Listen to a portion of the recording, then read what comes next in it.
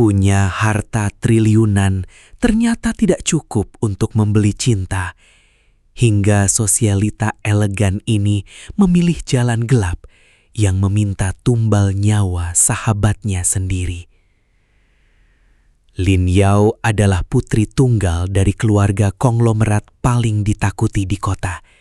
Ia lahir dengan sendok emas di mulutnya, dimahkotai dengan berlian, dan mewarisi kekaisaran bisnis yang tak tertandingi. Namun, di balik semua kemilau harta dan kekuasaan yang bisa menundukkan siapa saja, ada satu hal yang tidak bisa ia beli. Sebuah obsesi buta yang perlahan menggerogoti kewarasannya dan mengubahnya menjadi monster yang bersembunyi di balik gaun sutra mawahnya. Dunia Lin Yao hancur ketika pria yang telah ia cintai sejak kecil, pewaris keluarga Zhou yang tampan dan karismatik, justru melabuhkan hatinya pada wanita lain. Ironisnya, wanita itu adalah Mei Lin, sahabat karib Lin Yao sendiri yang berasal dari keluarga sederhana.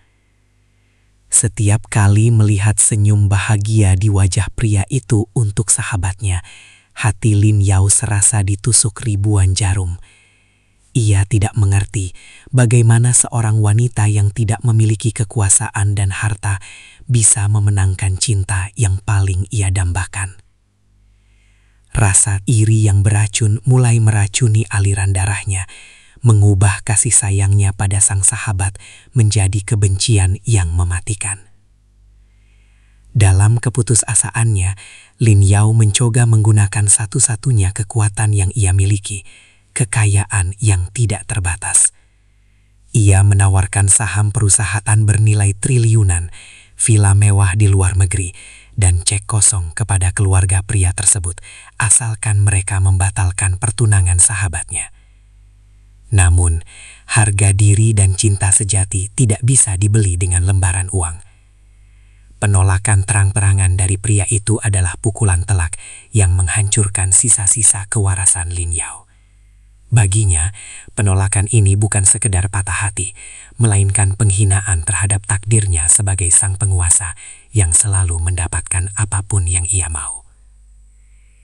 Amarah yang meledak tak lagi bisa dibendung. Malam itu, di dalam penthouse mewahnya yang berada di puncak gedung tertinggi, Lin Yao menghancurkan segalanya. Vas porselen kuno dari dinasti Ming bernilai miliaran rupiah dilempar hingga hancur keping-keping. Lukisan mahal dirobek dan cermin kristal dipukulnya hingga retak. Ia berteriak dalam diam, meratapi ketidakadilan dunia yang menolak tunduk padanya. Di tengah puing-puing kemewahan yang hancur itu, sebuah keputusan kelam lahir. Jika cinta tidak bisa didapatkan dengan cara yang terang, maka ia akan merampasnya melalui jalan kegelapan yang tak pernah berani disentuh manusia. Berbekal koneksi dunia bawah tanah keluarganya, Lin Yao mulai mencari jawaban di luar logika manusia. Pencariannya membawanya pada legenda kuno tentang sihir hitam pengikat jiwa. Sebuah ritual terlarang yang konon telah dihapus dari sejarah karena kekejamannya. Di sebuah perpustakaan rahasia milik keluarganya yang lama terkunci, ia menemukan gulunan perkamen usang yang berisi mantra terlarang. Debu berterbangan saat ia membuka gulungan itu, dan seketika hawa dingin yang tidak wajar memenuhi ruangan. Matanya menyapu deretan aksara kuno itu dengan penuh rasa lapar, seolah ia telah menemukan kunci menuju surga yang sebenarnya adalah pintu neraka. Tanpa ragu sedikit pun, sang pewaris mahkota bisnis ini melangkah ke dunia yang kotor dan mistis. Ia menemui seorang dukun ilmu hitam legendaris yang bersembunyi di reruntuhan kuil terbengkalai di ujung kota. Aroma dupa yang menyengat dan tulang belulang hewan berserakan menyambut kedatangannya. Dukun itu tertawa parau saat melihat seorang sosialita kelas atas datang memohon padanya. Dukun itu memperingatkan bahwa sihir pengubah takdir ini tidak bisa dibayar dengan uang atau emas. Alam semesta menuntut keseimbangan mutlak. Untuk mendapatkan cinta sejati, ia harus menumbahkan nyawa seseorang yang paling dekat dengan targetnya. Syarat yang diajukan sang dukun sangat jelas dan mengerikan. Sebuah jiwa murni sebagai bayaran. Hati nurani Lin Yao sempat bergejolak sesaat. Mengorbankan sahabatnya sendiri yang selalu menemaninya di masa-masa sepi adalah sebuah dosa besar yang tak terampuni. Namun bayangan pria pujaannya yang bersanding dengan sahabatnya di pelaminan kembali menghantui pikirannya. Obsesi jahat itu akhirnya menang menyingkirkan sisa-sisa empati di hatinya. Dengan suara yang sangat dingin dan mantap, Lin Yao menyetujui perjanjian darah tersebut, menorehkan luka di telapak tangannya sendiri sebagai simbol bahwa ia siap menanggung segala kutukan. Rencana mematikan pun mulai dijalankan dengan sangat mulus.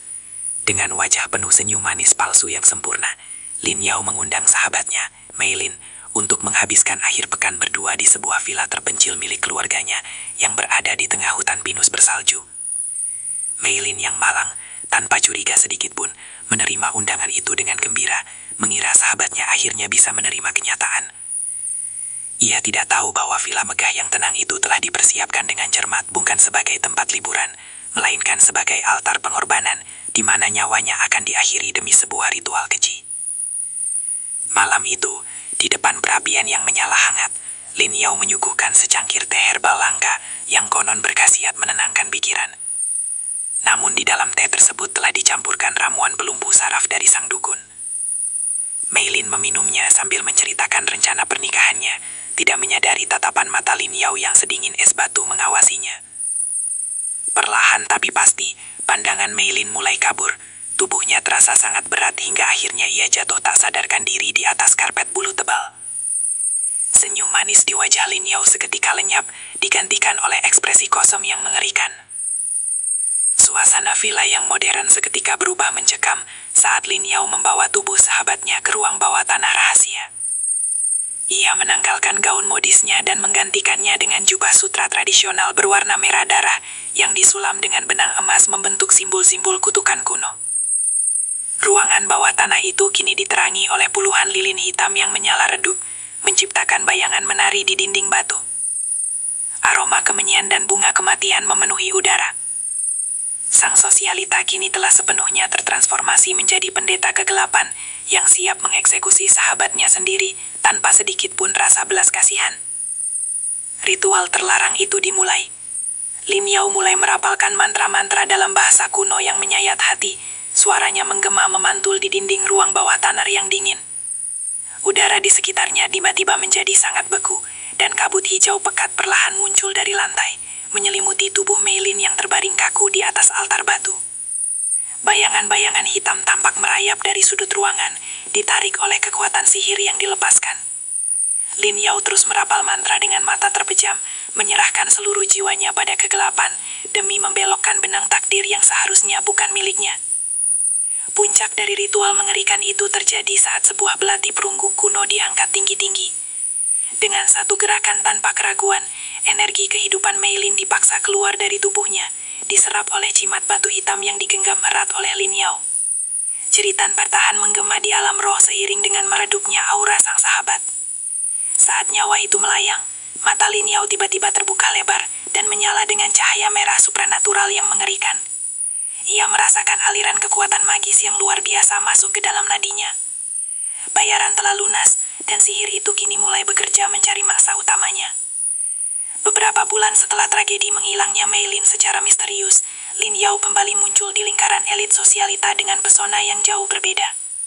Ia tidak lagi terlihat hampa, ada daya tarik gelap yang magis dan sangat memabukkan menguar dari dirinya. Pria pujaan hatinya, yang sebelumnya hancur karena kehilangan tunangannya, kini mendapati dirinya secara tidak wajar tertarik pada Lin Yao. Setiap kali pria itu menatap mata Lin Yao, pikirannya menjadi kosong, dan hatinya dipenuhi ilusi cinta buatan. Kutukan itu bekerja dengan sempurna, merantai jiwa sang pria untuk tunduk dan memuja pembunuh tunangannya sendiri.